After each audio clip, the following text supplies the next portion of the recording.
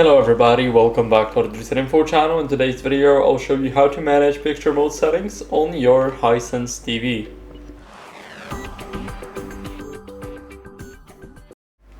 So first, let's head over to the settings. Now in those settings, go to picture and click confirm. Go to picture mode settings, and here you guys can basically apply picture settings for all sources or the current source. You can also change the backlight. Let me show you here where you can change the backlight, as you guys can see. Now what can we do is change the brightness. So as you guys can see, we can give it a few more percent.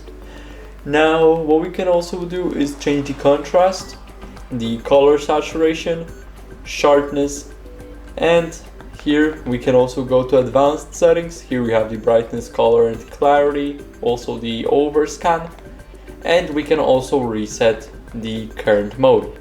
So it will basically go back to default. So that's basically it. I hope this video helped you, and if it did, then leave a like, sub, and a comment, and I'll see you in the next one.